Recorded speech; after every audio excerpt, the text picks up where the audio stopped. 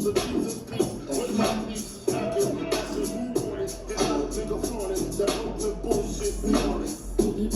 Brookie, you ready? Get some shots in the back. Behind the scenes shots. Sometimes the world just hypnotized, and I just love your flashy ways. Guess that's why they don't think you're so Check the swag. Get ready for these cameras, nigga. We're doing it off the phone. Let's see how this shit turned out. You know what I mean? Brent, I'm getting ready to take it to the next level, Brent.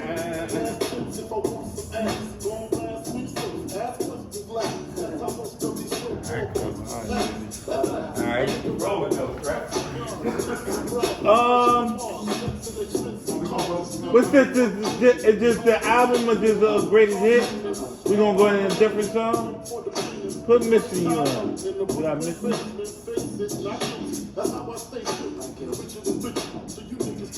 Or instrumental of this. Turn it down a little bit.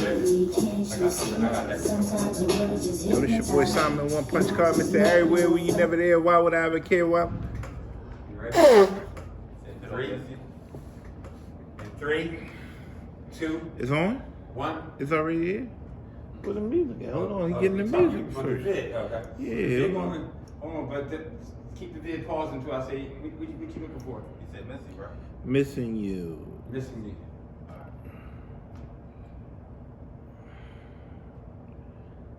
you gonna get cheesy, but okay.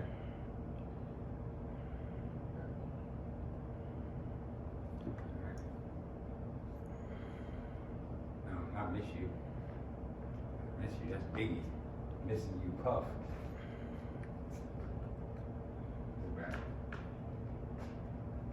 Not that one with Faith. That's the other joint with him in 112. Right.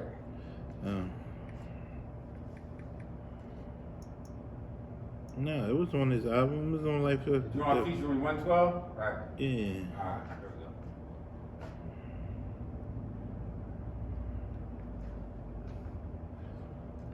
Everybody probably playing Biggie shit. That's the hardest shit. Well, it's Frank Day's birthday, right? Yeah. No, it's not. Well, this is the day they killed him. Yeah, it's that March 8th, right? Yeah. March 9th. My cousin, my cousin, his mom, his sister, his grandma. It's like 5 of them birthdays on one day. Wow, that's crazy. Right? Yeah, that's crazy. Mom, daughter, son, grandma, and another. Wow. All the birthdays on March 9th. Tracy Morgan.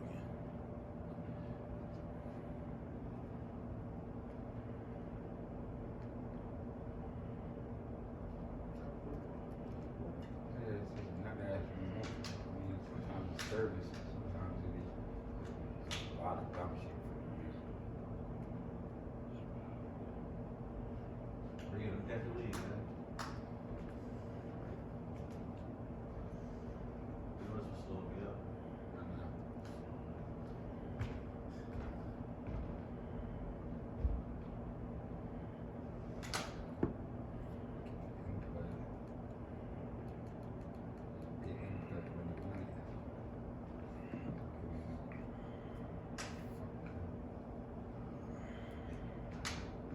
I get emotional every time I hear this joint, man. I had a real good friend that died around the same time.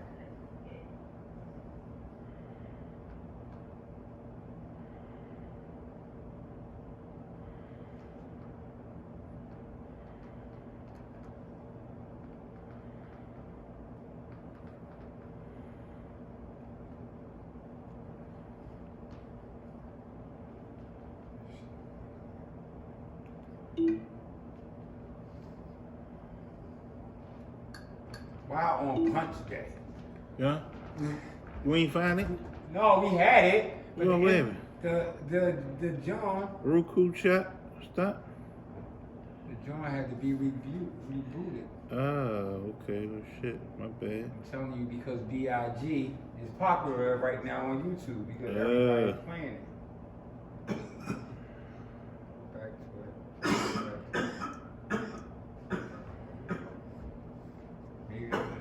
everybody playing this joint. The other one came right on. Oh shit. That's crazy and weird. It is.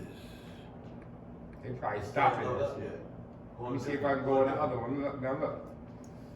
If this one come on, it's the song. It's the song, then we change it. 97, March 9th, 1997. Type it in. 97. Just type it in the whole message. Bryn, you been good though? Bipolar depression. If I get It's served, a dark it gotta be a This different is thing, art bro. inspired by Right. real stories of people living with bipolar depression. You hear me? I know. You're not letting us play any Biggie song. The woes of bipolar depression Oh, can just let it, disrupt your just let it life play and be hard then. to Let it manage. go. All right. Latuda could make a real difference in your symptoms. Something else. Can't you go to another streaming service? What's this? Nobody's playing any Biggie songs, bro. Mom, beat me, letting us play this. But why can't we play a Biggie song, bro? We just played one. I don't know what happened. That was on the Life or Death album. So All that right, was so a whole put other- Life or Death. Why don't you get the Life or Death album? What's the one? Yeah, play Big of Missing. But when I went to go play that again, it didn't Go down to a different one. Go down to a different one. Move. Yeah, I'm about to. All right, let's go. Let's get it. All right, bro, you rolling, bro. Motherfucker, shit just get me so motherfucking mad, cause you know that was my nigga. One. You know? And like, Yo, this your boy I just Simon got One the Punch nigga Carr, Puff Mr. Carr and Everywhere. shit. When you never I there, knew why the would shit I was ever about to go care? down, and I'll I tell you knew why it. my why is different We today. gonna be Salute and a nigga be like, to the "Why? late great Shit, Frank man, White, man, some aka shit, B.I.G. shit no more, One of I'm my telling you. personal friends, And one of nigga my just got favorites. no stop like that, And we saluting and remembering him, man. So, you know, let's just get into some of the stories and my moment of first meeting Big, because not too many people can talk about ever even having an encounterment. It's almost like, you know, it's unheard of. It's like saying that you've been in the room with Michael Jackson. You know, you've been in the room with Prince. You've been in the room with so many other people. Who else? Muhammad Ali. These is one of the ones that, you know, come up in the list of greats. When you talk about greatness, you talk about Muhammad Ali, you talk about Michael Jackson, you know, you talk about Prince. Well, I'm talking about B.I.G, man. I appreciate just having fine stories about meeting him, being in the room, and feeling the energy. You can talk about it and see things on TV, but really just having real encounterments and the fact that he knew who you was and you knew who he was, and it was a different vibe. I'm looking at all the people and looking at different experiences now when you look back in hindsight. And when I talk about hindsight, I'm talking about like, wow, you're talking about some time ago. I'm looking at like these young artists, and I'm thinking about, you know, the young Vaughns and the Pop Smokes and different things, and it's like, wow, Prodigy. I'm looking at all these artists that came and went prior to this, and even Tupac, and I'm like, wow, it's just still not the same feeling that you feel even 24 years today. And when I'm talking about today, I'm talking about March 9th, 1997. We lost a great one, y'all. We lost somebody that really impacted me, that impacted our whole culture. And even to this day, we're still thinking about it and feeling that moment. So I just wanted to tap in and reflect on some of these feelings that over the years I've been having and still having. And we saying, we missing him, man. And it's just like, yo, damn. What was it about the music that made you feel inspired? What was it about the stories that made you feel inspired and compelled? What made you go and get a Coogee sweater? What made you want to wear some Butter Timbs? What made you want to be, you know, fly? He represented for all the people that didn't have and made it fly, you know, to dress up. You know, I remember these dudes, like when we were coming through, he was a grimy dude. And them dudes, like when they first came to Philly, I'm gonna tell you the story real quick. I met Big in 94. And when I met Big in 94, I was probably about 14, 15 years old. And this was a big dude. And they was on a promo tour. And they was doing party and bullshit. And they had came to the Lumberjack. And they was like, he was grimy and he was in the back like 15, 16 dudes. They was like, that was the movement at that time. No, it wasn't even 15, it was like 30 dudes. They was like moving like Wu-Tang. And it was like, damn. And there was a dude with a scully cap on, but he was real big and he had a Lumberjack shirt. And I'm back there and they was like, yo, that's the dude that do party and bullshit. And somehow, we met and he was like, yo, this One Punch, man, he gonna be the next champ in Philly, man. He was like, oh, word? He was like, yeah. He said, I like boxing. He was like, what weight you fight? And I was like, yo, I told him my weight and everything, but like, yo, keep doing your thing, money. And he dapped me. And then they went on to the stage and they performed. Some years after that, we built up a rapport. So he kept coming like to Philly and coming through. And we were real cool at this time. And when they would come through, they like, yo, let him through. And one particular night, they would always come down and they was like, yo, where the girls at? You know what I mean? Where the hoes? You know what I mean? And I was like, yo, I know where some girls at. So like, yo, take us to the girls. We want to see the girls. Tell them to come backstage.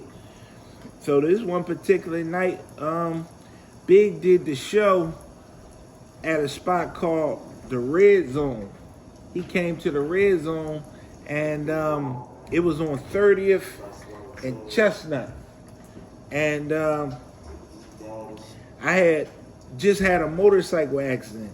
I was probably one of the first young boys who had a motorcycle accident, and I had my hands bandaged up. I never forgot it. I had a bottle of water in my back pocket, and then I had a bottle of Percocets that I, never really even understood what it was until later on in my other pocket.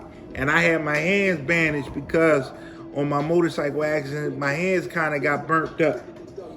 And they was like, damn, what happened? I was like, damn, I'm hurt. I used to walking around with the bottle of water, my cousin popping, giving me my pills and putting the water in my mouth. We walked backstage, puffing them, was like, yo, let him through. Season all them ran over. Punch, what's up, man? Damn, what happened? I said, man, I had a motorcycle accident. Somebody hit me. He was like, damn, that's crazy. He's like, I ain't know you been riding. I said, yeah. So he was like, you cool? They took me right over there to Big. Big wanted to see you. He was like, Big, look at it. He said, damn, what happened, money? What happened? They jumped you or something? Everybody laughing in the back. I said, no, I had a motorcycle accident. He was like, damn. He's like, you cool? Like, all right, you know what I mean? See him over here puffing, all them came over. And I said, I'm good. I'm just a little, banged up. But I came out here to see you. He was like, all right, I'm a rock for you. They like, yo. So they was like, yeah. He's like, we get ready to go on in a minute. I said, all right, cool. Sometime later, I went to the back. Me and C's walked to the side. I'm on the side of the stage. They like, yo, man, where the girls at, man? Big said, bring a couple girls backstage. I said, all right, cool. I said, all right, find something. So I goes out. And all these chicks was near the door.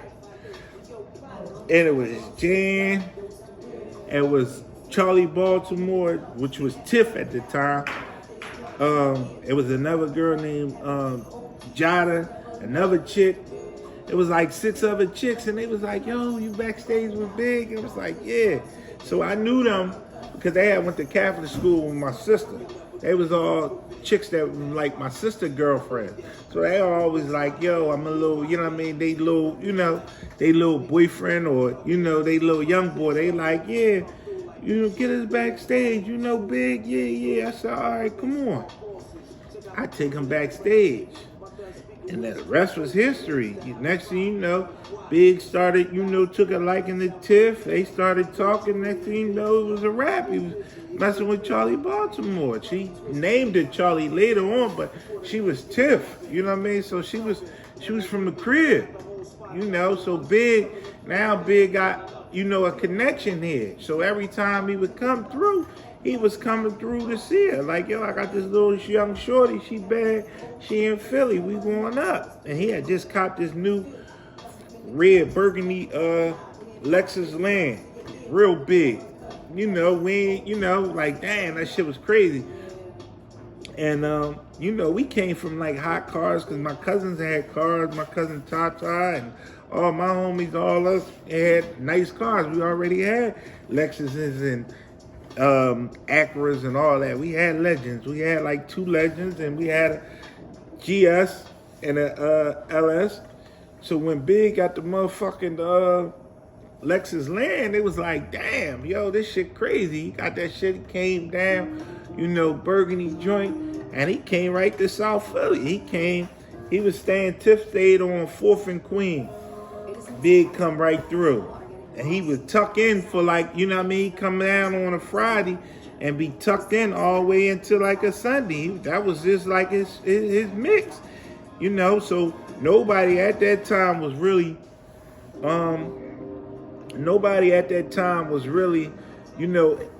like moving towards Philly, but that was an untapped market. That's what laid the groundwork for it later on for like Jay-Z and so many other artists. If you think about it, at one point in time, every major artist wanted an artist from Philly. So take for instance,